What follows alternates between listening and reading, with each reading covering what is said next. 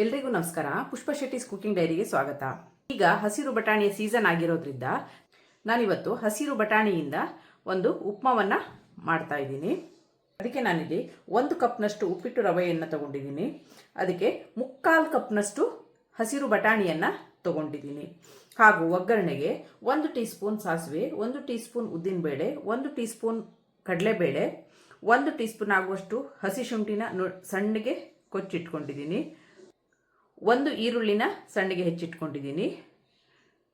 1 ದೊಡ್ಡ ಗರಿಯಷ್ಟು ಕರಿಬೇವಿನ ಎಲೆ, 1-2 ಗ್ರೀನ್ ಚಿಲ್ಲಿನ ಸಣ್ಣಗೆ ಹೆಚ್ಚಿಟ್ಕೊಂಡಿದ್ದೀನಿ. 1 ಟೇಬಲ್ ಸ್ಪೂನ್ ಆಗುವಷ್ಟು ಕೊತ್ತಂಬರಿ ಸೊಪ್ಪನ್ನು ಸಣ್ಣಗೆ ಹೆಚ್ಚಿಟ್ಕೊಂಡಿದ್ದೀನಿ. 10 ಗೋಡಂಬಿನ ತಗೊಂಡಿದ್ದೀನಿ. ಈಗ ಇದನ್ನು ಹೇಗೆ ಮಾಡೋದು ಅಂತ ನೋಡೋಣ. ನಾನೀಗ ಆಲ್ರೆಡಿ ತವಕ್ಕೆ 1 ಟೀ ಸ್ಪೂನ್ ಆಗುವಷ್ಟು ತುಪ್ಪವನ್ನು ಹಾಕಿದ್ದೀನಿ. ಅದರಲ್ಲಿ ತಗೊಂಡಂಥ ಗೋಡಂಬಿನ ಹಾಕಿ ಹುರಿತಾ ಇದ್ದೀನಿ. ಈಗ ಗೋಡಂಬಿ ಕೆಂಪಗಾಗ್ತಾ ಬಂದಿದೆ. ಈಗ ಇದಾಗಿದೆ. ಇದನ್ನು ಒಂದು ಪಾತ್ರೆಗೆ ಟ್ರಾನ್ಸ್ಫರ್ ಮಾಡೋಣ. ಇದರಲ್ಲಿ ತುಪ್ಪ ಉಳಿದಿದೆ. ಅದಕ್ಕೆ ನಾನು ತಗೊಂಡಂಥ 1 ಕಪ್ ರವೆಯನ್ನು ಲೋ ಫ್ಲೇಮಲ್ಲಿ ಇಟ್ಟು ಚೆನ್ನಾಗಿ ಒಂದು 3-4 ನಿಮಿಷ ರವೆನ ಹುರ್ಕೊಳ್ತಾ ಇದ್ದೀನಿ. ಹದವಾಗಿ ಹುರ್ಕೊಳ್ಬೇಕು ರವೆನ. ಇದೀಗ ರವೆ ಆಗಿದೆ. ಇದನ್ನು ಒಂದು ಬೌಲಿಗೆ ಟ್ರಾನ್ಸ್ಫರ್ ಮಾಡ್ಕೊಳ್ಳೋಣ.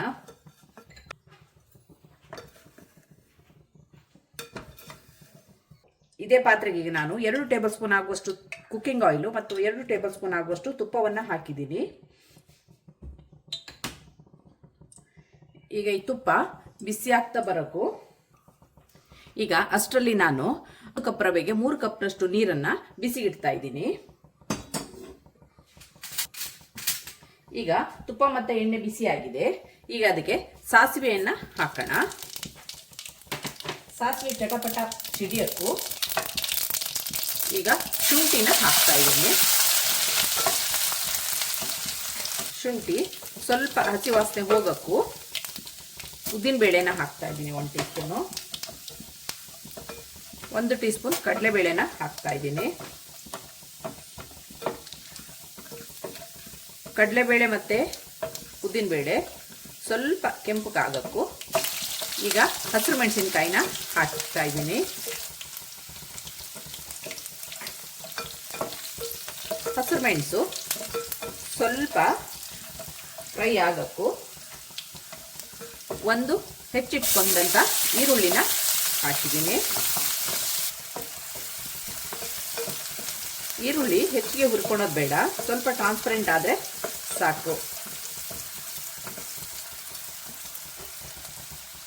ಈಗ ಕರಿಬೇವನ್ನು ಹಾಕ್ತಾ ಇದ್ದೀನಿ.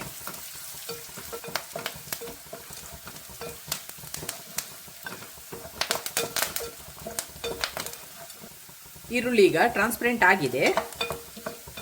ಈ ಹಂತದಲ್ಲಿ 1 ಟೀ ಸ್ಪೂನ್ ಆಗುವಷ್ಟು ಕೊತ್ತಂಬರಿ ಸೊಪ್ಪನ್ನು ಹಾಕ್ತಾ ಇದ್ದೀನಿ. ಈಗ ತಗೊಂಡಂಥ ಬಟಾಣಿನ ಹಾಕಿದ್ದೀನಿ. ಇದನ್ನು ಚೆನ್ನಾಗಿ ಒಂದು 3-4 ನಿಮಿಷ ಚೆನ್ನಾಗಿ ಅದರದ್ದು ಹಸಿ ವಾಸನೆ ಹೋಗೋ ತನಕ ಹುರ್ಕೊಳ್ಳೋಣ.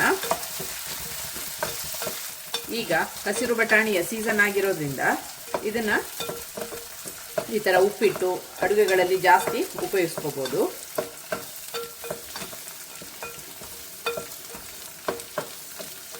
ಹಸಿರು ಬಟಾಣಿ ಬೇಗನೆ ಬೇಯುತ್ತೆ.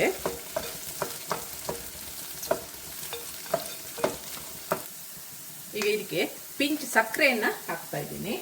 ಇದು ಆಪ್ಷನಲ್ಲು, ನೀವು ಬೇಕಾದರೆ ಹಾಕ್ಕೋಬೋದು, ಬೇಡ ಅಂದರೆ ಸ್ಕಿಪ್ ಮಾಡ್ಕೋಬೋದು.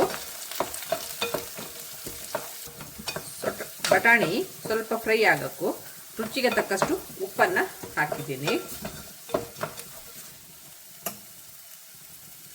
ಈಗ ಬಟಾಣಿ ಆಲ್ಮೋಸ್ಟ್ ಬೆಂದಿದೆ. ನೋಡಿ, ಬಟಾಣಿ ಆಲ್ಮೋಸ್ಟ್ ಬೆಂದಿದೆ. ಈ ಹಂತದಲ್ಲಿ ಹುರಿದಿಟ್ಟಂಥ ರವೆನ ಹಾಕ್ತಾ ಇದ್ದೀನಿ. ಒಂದು ಬಾರಿ ಇದನ್ನು ಮಿಕ್ಸ್ ಮಾಡ್ಕೊಳ್ಳೋಣ.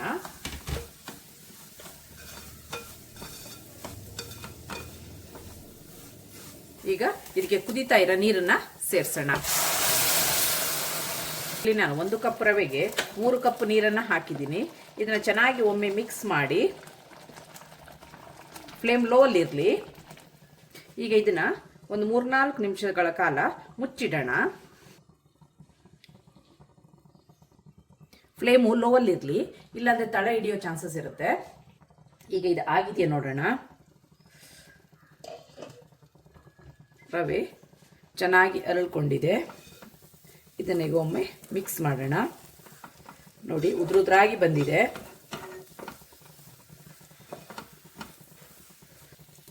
ಈಗ ಇದರ ಮಧ್ಯದಲ್ಲಿ 1 ಟೀ ಸ್ಪೂನ್ ಆಗುವಷ್ಟು ತುಪ್ಪವನ್ನು ಹಾಕಿ ಇದನ್ನು ಒಮ್ಮೆ ಈ ಥರ ಮುಚ್ಚಿಟ್ಟು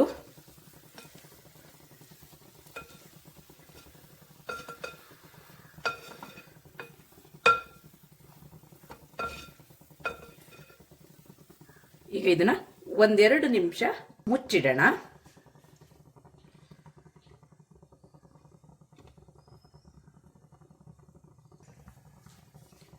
ಈಗ ಇದು ಆಗಿದೆಯಾ ನೋಡೋಣ. ನೋಡಿ ಉದುರಾದ ಉಪ್ಪಿಟ್ಟು ವೀಕ್ಷಕರೇ, ಉದುರಾದ ಬಟಾಣಿ ಉಪ್ಪಿಟ್ಟು ಸವಿಯಲು ಸಿದ್ಧವಾಗಿದೆ. ಕಟ್ ಮಾಡಿ ಇಟ್ಕೊಂಡಂತ ಕೊತ್ತಂಬರಿ ಸೊಪ್ಪನ್ನು ಸೇರಿಸ್ತಾ ಇದ್ದೀನಿ. ಹಾಗೂ ಮೊದಲೇ ಹುರಿದಿಟ್ಕೊಂಡಂತ ಗೋಡಂಬಿನೂ ಸೇರಿಸ್ತಾ ಇದ್ದೀನಿ.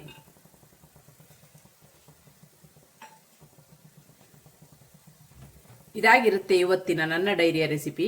ನಿಮಗೆ ನನ್ನ ಈ ರೆಸಿಪಿ ಇಷ್ಟವಾದಲ್ಲಿ ಪುಷ್ಪಾ ಶೆಟ್ಟಿಸ್ ಕುಕಿಂಗ್ ಡೈರಿ ಇದಕ್ಕೆ ಒಂದು ಲೈಕ್ ಕೊಡಿ, ಶೇರ್ ಮಾಡಿ, ಕಮೆಂಟ್ ಮಾಡಿ. ಸಬ್ಸ್ಕ್ರೈಬ್ ಆಗಿಲ್ಲ ಅಂದರೆ ಸಬ್ಸ್ಕ್ರೈಬ್ ಆಗಿ, ಹಾಗೂ ನಿಮ್ಮ ಫ್ಯಾಮಿಲಿ ಮತ್ತು ಫ್ರೆಂಡ್ಸ್ಗಳ ಜೊತೆನೂ ಹಂಚಿಕೊಳ್ಳಿ. ಪಕ್ಕದಲ್ಲಿರುವ ಬೆಲ್ ಐಕಾನ್ನ ಪ್ರೆಸ್ ಮಾಡೋಕ್ಕೆ ಮರಿಬೇಡಿ. Thanks for watching. ಈಗ ಗ್ಯಾಸನ್ನು ಆಫ್ ಮಾಡೋಣ, ಪಾತ್ರೆನ ಮುಚ್ಚಿಡೋಣ. ಇದೊಂದು 5 ನಿಮಿಷ ಇದರಲ್ಲೇ ಬಿಟ್ಟು ನಂತರ ಇದನ್ನು ಸರ್ವ್ ಮಾಡೋಣ.